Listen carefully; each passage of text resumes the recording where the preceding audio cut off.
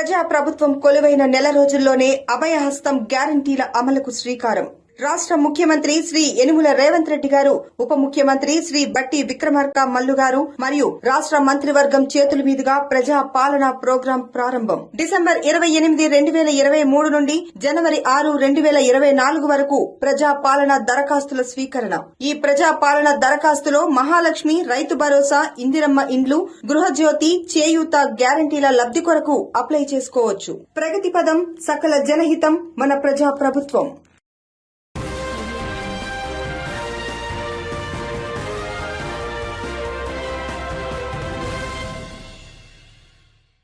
K2 న్యూస్కి స్వాగతం. పొద్దుగాల ముచ్చట్లకి సుస్వాగతం. ప్రతిదినం ఇలాగని ఈరోజు కూడా మీ ముందుకి K2 న్యూస్ పొద్దుగాల ముచ్చట్లతో మీ ముందుకు వచ్చింది. ఈరోజు మా స్టూడియోకి గెస్ట్గా సిపిఐ నాయకులు బంటు వెంకటేశ్వర్లు గారు ఆహ్వానించడం జరిగింది. నమస్తే. నమస్కారం. నమస్తే. చాలా థ్యాంక్ యూ, సంతోషం అండి మా స్టూడియోకి రావడం. Thank you sir. మనం ప్రధాన వార్తల్లోకి వెళ్ళే ముందు ఒక ఇష్యూ, స్కూల్కి సంబంధించినటువంటి ఒక ఇష్యూని చూద్దాం. ముందుగా విజువల్స్ చూద్దాం, తర్వాత దాని మీద వెంకటేశ్వర్లు గారు దాని గురించి విశ్లేషిస్తారు, మాట్లాడతారు. సార్, ఇది నిన్న స్కూల్లో సాంఘిక సంక్షేమ పాఠశాలలో ఉన్నటువంటి విద్యార్థులకి పరిస్థితి చాలా దయనీయంగా ఉంది. అక్కడికి వెళ్తే వాళ్ళు ప్రిన్సిపల్ కూడా మా మీడియాని ఎల్లో చేయలేదు. ఫస్ట్ బుకాయించారు, తర్వాత మేము విజువల్ చూపించారు, ఏదో కొంతమందికి ఉంది అన్నట్టుగా మాట్లాడారు. అసలు ఏది దారుణమైన పరిస్థితి ఒకసారి మీరు చూడండి. పిల్లలు అక్కడికి వెళ్తే ఆ లాగులు కూడా మీకు మరీ చూపిస్తున్నారు, వాళ్ళకు ఉన్నటువంటి దారుణమైన పరిస్థితి, ఎలర్జీస్. ఒకసారి మీరు చూడండి. ఇది చేతులు ఏదో కింద మొత్తం అది మనం చూపించలేని పరిస్థితుల్లో మనం ఉన్నాం. చేతుల్లో మొక్కలు అంతా కూడా భయంకరంగా ఉంటుంది. ఇది పిల్లది ఇది ఒక విజువల్. అందరు లాగులు కూడా బీకేసి మరి అంటే అండర్ దాంట్లో భయంకరంగా ఎలర్జీస్, దాని గురించి పట్టించుకున్నారు. ఇది అంటూ అది ఊళ్ళల్లో పాకిపోయింది. ఊళ్ళల్లో వాళ్ళ ఇంటికి వెళ్తే ఇంటి చుట్టుపక్కల వాళ్ళందరికీ కూడా ఎలర్జీ ఫామ్ అయింది.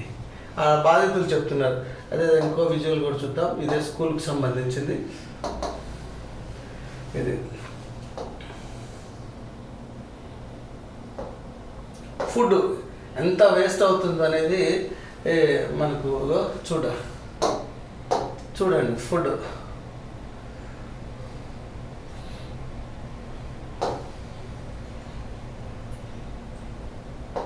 ఎంత భయంకరంగా మొత్తం, అంటే వాళ్ళు సరైన ఫుడ్ పెట్టక వాళ్ళకి వేస్ట్ మనకి కనిపిస్తుంటుంది.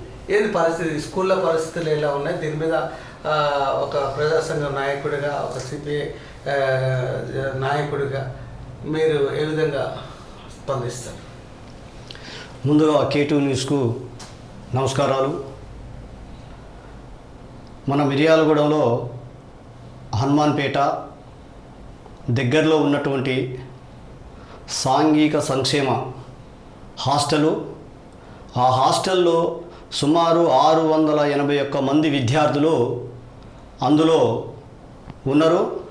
ఆ విద్యార్థులది పరిస్థితి దయనీయంగా ఉందని చెప్పేసి K2 న్యూస్కు తెరటం వలన ఆ K2 న్యూస్ వాళ్ళు ఆ యొక్క హాస్టల్ దగ్గరికి పోయి ఆ ప్రిన్సిపాల్ గారిని, అయ్యా ఇక్కడ లోకల్లో చాలా సమస్యలు ఉన్నాయి, ఈ సమస్యల మీద మాట్లాడదామని చెప్పేసి, అసలు మేము తెలుసుకుందామని చెప్పేసి లోపలికి పోతాయేందుకు ఈ K2 న్యూస్ వాళ్ళు పోయేందుకు పర్మిషన్ అడగగా వాళ్ళు నిరాకరించి వాళ్ళని లోపలికి అనుమతించలేని సంఘటన ఉన్నది.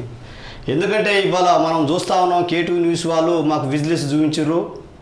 వాస్తవానికి పిల్లలకు నాణ్యమైన భోజనం పెట్టాలని చెప్పేసి వాళ్ళు ఆనాడు గురుకుల పాఠశాలలు మరి ఈ యొక్క తెలంగాణ రాష్ట్ర ప్రభుత్వం ప్రతిష్టాత్మకంగా మరి మొదలుపెట్టింది.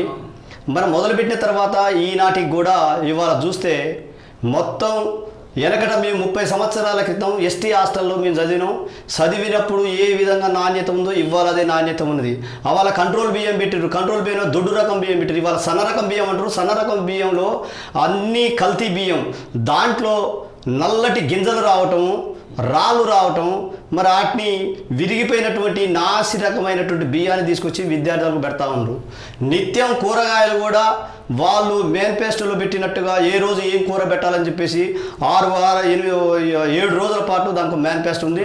దాన్ని పట్టించుకునే స్టేజ్ లేదు. వాళ్ళ ఇష్టానుసారంగా నీళ్ళ చారు పోస్తా ఉన్నారు. మరి దాంట్లో ఇంకోటి సాంబార్ వేరే రసం వేరే ఉంటుంది. మరి ఈ సాంబారునే రసమే సాంబారు అని చెప్పేసి ఒకటే తయారు చేసి విద్యార్థులకు పెడతారు. దానివలన విద్యార్థులకు మరి చాలా అస్తవ్యస్త కూడా గురయ్యేటువంటి ప్రమాదం ఉన్నది. దాంతోడుగా విద్యార్థులకు ఇవాళ మొత్తం పుండ్లు ఇవన్నీ వస్తున్నాయంటే ముందుగా అక్కడ వాళ్ళు వాడే వాటర్ ఏదైతే ఉందో ఆ వాటర్లో నాణ్యత లేనట్టుగా అవుపడతా ఉంది. మరి మీరు ట్యాంక్ కట్టిరు, ట్యాంక్ని కనీసం వారానికి ఒకసారైనా శుభ్రత చేయించేటువంటి పరిస్థితి ఉంటుంది. అంటే మీరు అది చేయించట్లేదు, మొత్తం నాసు పట్టిపోయింది అన్నట్టు. నాసు బట్టి ఆ నాసు ద్వారా కొన్ని క్రిములు తయారయ్యి ఆ పిల్లగాళ్ళు అయ్యే బట్టలు ఉత్తుకోవటం, అయ్యే స్నానాలు చేయటం వలన ఆ యొక్క ఎలర్జీ తయారవుతా ఉంది. ఈ భాగంలో మొత్తం ఇక ఒళ్ళు మొత్తం బాగుంది. వీళ్ళు ఒక్కడికని కాదు, కొంత ఆర్థిక పరిస్థితి ఉన్న వాళ్ళేమో ప్రైవేట్ హాస్పిటల్ చూపించుకుంటారు, లేని వాళ్ళేమో హాస్టల్లో చూపిస్తారు. కనీసం విద్యార్థులకు డాక్టరు అందులో ఉన్నడా లేడని తెలిసే పరిస్థితి లేకుండా పోయింది. అంటే అతను డాక్టర్ అనేది అర్థం కావట్లేదు, స్కూల్ టీచర్ అనేది అర్థం కావట్లేదు, మాతోటి విద్యార్థి అనేది అర్థం కాని పరిస్థితిలో ఇవాళ అక్కడ ఉన్నది. కాబట్టి ఇప్పటికైనా కూడా పూర్తి స్థాయిలో పునరాలోచన చేయబడిన పరిస్థితి ఉంది. ఎందుకంటే పిల్లగాళ్ళు ఇవాళ ఒక్కరు కాదు, ఇవాళ ఒక్కరికి నాకు ఏళ్ళకు కానీ కాళ్ళకు కానీ నాకు ఈ విధంగా ఎలర్జీ వచ్చిందని చెప్పేసి ఇంటికి పోయి చూసుకుందామంటే ఆ ఇంట్లో పోయినటువంటి వాళ్ళకు ఆ తల్లి స్వయంగా చెప్తా ఉంది, అయ్యా నా కొడుకుని తీసుకొని పోయి నేను హాస్పిటల్ చూపించిన, గోళీలు వేయించిన, ఆయనతో పాటుగా మా కుటుంబంలో 4 తగిలింది. ఈ 4 పాటుగా పక్క 2-3 కుటుంబాల వాళ్ళకి తగిలింది. దాని వలన ఇది ఒక అంటువ్యాధి జబ్బు లెక్క ఉన్నది తప్ప ఇదేదో దొద్దలతో వచ్చిందో భోజనాలతో వచ్చింది కాబట్టి అని చెప్పేసి చెప్తా ఉన్నారు. వాస్తవానికి 681 మంది ఉన్నటువంటి స్టూడెంట్ని నిన్న 481 మంది ఉన్నారు. ఈ 481 మందిని అసలు పరిశీలన చేసి అసలు మీ సమస్య ఏందని తెలుసుకుందామని చెప్పేసి K2 న్యూస్ వాళ్ళు అక్కడికి వేరు. వాళ్ళకి ఎందుకు అనుమతి ఇవ్వలేదు? మీరు మీ దగ్గర ఏ దాపరికం లేకుండా మీరు నీతి నిజాయితీగా మీరు పిల్లలకు పౌష్టికాహారం పెట్టినట్లయితే మీరు న్యూస్కు చూపించాలి. ఎందుకంటే మీరు మంచిగా పెట్టిరనుకో వాళ్ళు బ్రహ్మాండంగా ఈ మిర్యాలగూడ నియోజకవర్గానికి ఈ రాష్ట్రానికే తెలియపరిచే విధంగా ఉంటుంది. జిల్లా స్థాయి ఆఫీసర్ చేస్తామని చెప్పి అది అయిపోయింది. మీరు అలా చేయకుండా మీరు వాళ్ళని లోపల అంటే మీరు చేసినట్టు 681 మందికి 481 మంది అంటే 200 మంది విద్యార్థులు ఆబ్సెంట్.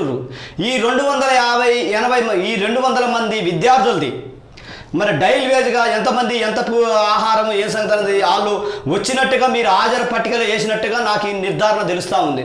నా వ్యక్తిగతంగా మీరు హాజరు పట్టికలో 681 మంది వచ్చినట్టుగా తెలుస్తూ ఉంది.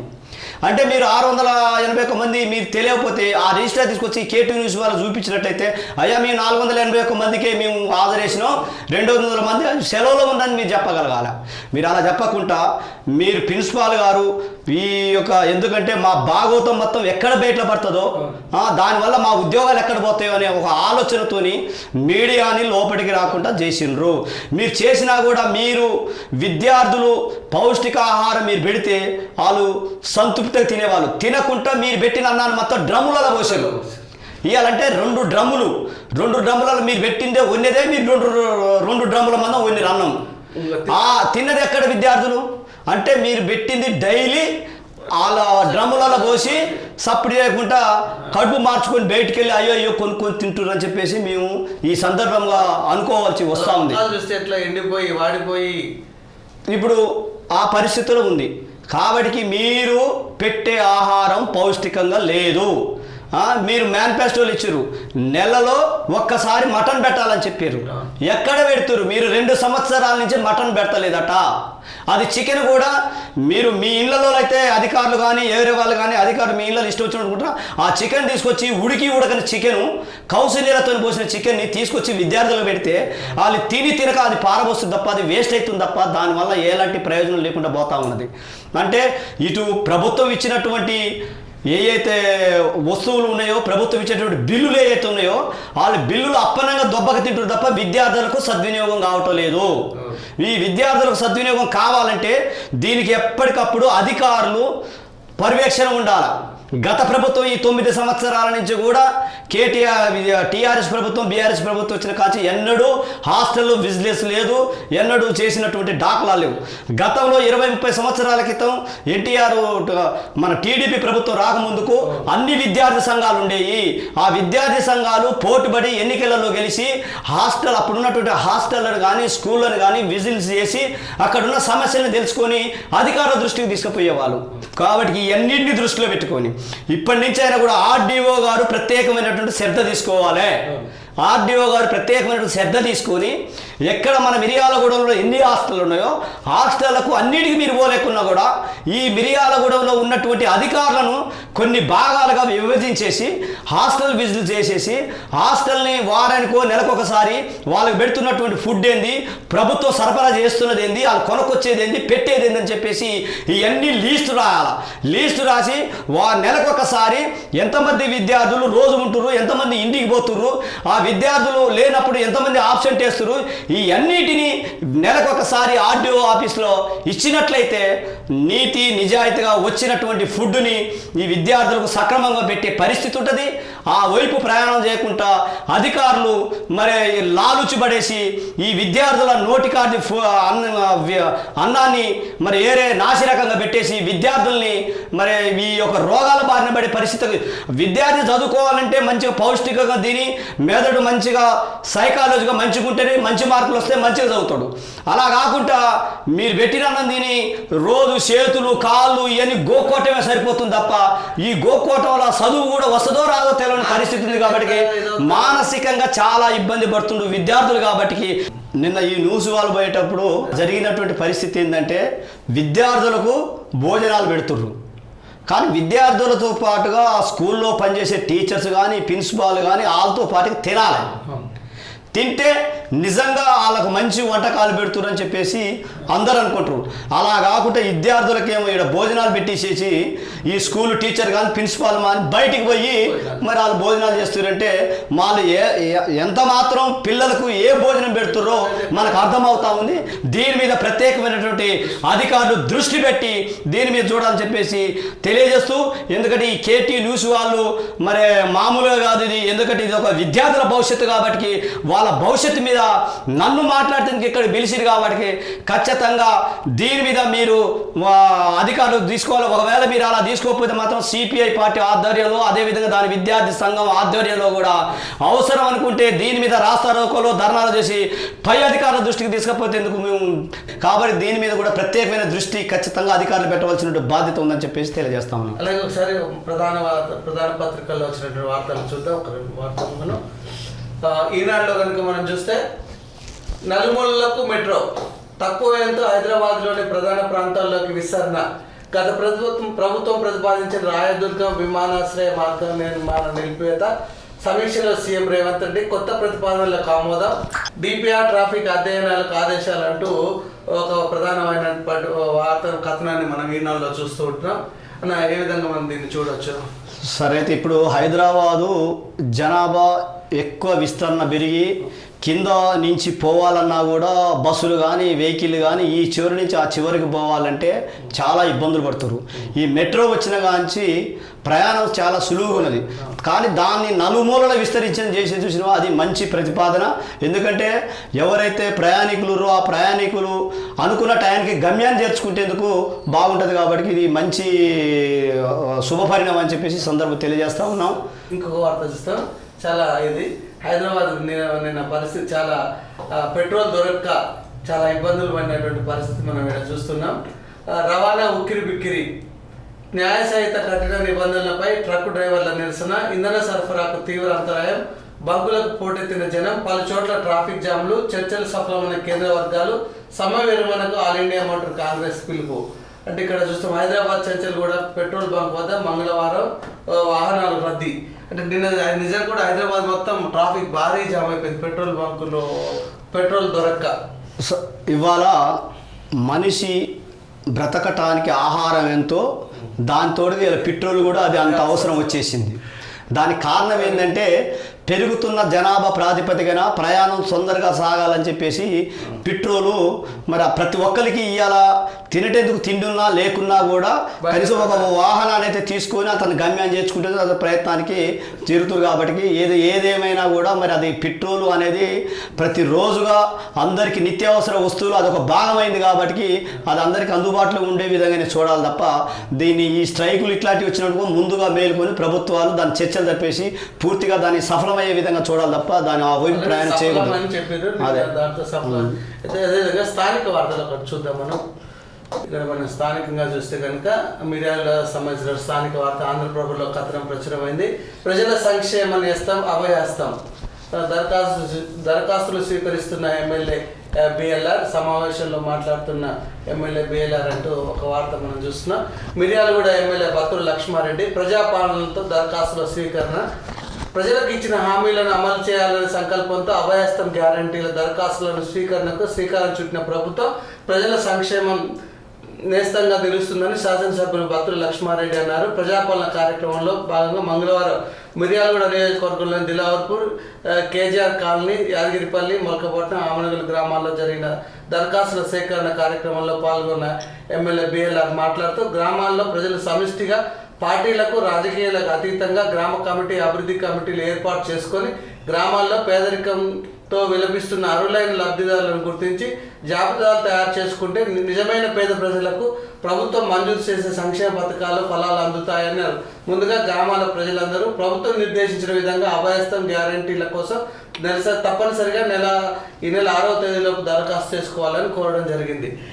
ఈ ఎన్నికల మేనిఫెస్టోలో 6 గ్యారంటీలు అని చెప్పేసి ఆ ఎన్నికల మేనిఫెస్టోలో పెట్టింది. సో వాళ్ళు పెట్టిన దానికి అనుగుణంగానే ఈ యొక్క 6 గ్యారంటీలను కూడా 100 రోజుల్లో పూర్తి చేయాలనే ఒక ఆలోచనతోని ఈ యొక్క కార్యక్రమాన్ని చేపట్టడం జరిగింది. వాస్తవానికి కూడా ఈ మిర్యాలగూడెంలో గ్రామాల్లో కానీ, టౌన్లలో కానీ, తాండాల్లో కానీ అన్ని ఏరియాలలో మన స్థానిక ఎమ్మెల్యే బత్తుల లక్ష్మారెడ్డి గారు అన్ని కార్యక్రమాల్లో ముందుంటారు.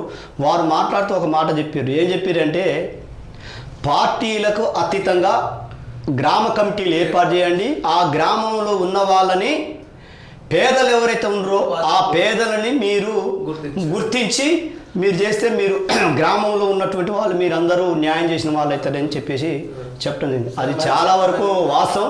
ఎందుకంటే గత ప్రభుత్వం అయ్యా నీకు కళ్యాణ లక్ష్మి వచ్చిందా, నా పార్టీలో చేరు, నీకు కళ్యాణ లక్ష్మి ఇస్తా. నీకు దళిత బంధువు వచ్చిందా, నా పార్టీలో చేరు, నీకు దళిత బంధువు ఇస్తా. నీకు బీసీ లోన్ వచ్చిందా, నా పార్టీలో చేరు, నీకు బీసీ బంధు ఇస్తా. అంటే గత ప్రభుత్వానికి ఈ ప్రభుత్వానికి చాలా వ్యత్యాసం ఉంది. గత ప్రభుత్వం ఏమో స్వార్థం కోసం ఎవరైతే ఆడ ఊళ్ళో 1000 మంది ఉంటే నువ్వు 10 మందికి ఇచ్చి 10 మందిని పాట చేస్తే 990 మంది వ్యతిరేకమే కదా. అలా కాకుండా నువ్వు ఎవరైతే బీసీలో ఉండరు, భూమి లేకుండా ఉండి ఏది లేకుండా ఉండి మామూలుగా కష్టపడి ఒక డబ్బా కొట్టు ఏదో పెట్టుకున్న వానికి మీరు సెలక్షన్ చేసి ఇవ్వాలి. అలా కాకుండా నీ వెనకంగా జెండా పట్టుకొని తిరిగే వాళ్ళకే దళిత బంధువు కానీ, బీసీ లోను కానీ, గొర్రెల లోను కానీ, కనీసం ప్రభుత్వం ప్రకటించి ఇచ్చినటువంటి కళ్యాణ లక్ష్మి అయినా కూడా నువ్వు నా పార్టీలో చేర్తిస్తామనంటే వాళ్ళు స్వార్థంగా వ్యక్తిగా వాళ్ళు ఆలోచించరు. వాళ్ళేమో నా అనే విధంగా ఆలోచించరు. వీళ్ళే బత్తుల లక్ష్మారెడ్డి గారు స్థానిక ఎమ్మెల్యే గారు మన అనే విధంగా ఆలోచించరు. అందుకోసమే నా అనేది ఏమో ఇంటికి పోయింది, మన అనేది ఏమో బయటికి వచ్చింది. కాబట్టి ఈ ప్రభుత్వం ప్రకటించినటువంటి 6 గ్యారంటీలు ఏమేవో అవి వచ్చే విధంగా బత్తుల లక్ష్మారెడ్డి గారు కూడా ఖచ్చితంగా ఇప్పుడు నువ్వు ఎన్నికలలో నీకు కూడా పార్టీలకు అతీతంగా చేసిరు ఓట్లు. ఒక ఏ పార్టీ నీ నా అని చూడకుండా నీకు ఓట్లు వేసారు. కాబట్టి తమరు కూడా అదే విధంగా పార్టీలకు అతీతంగా చూడాలా.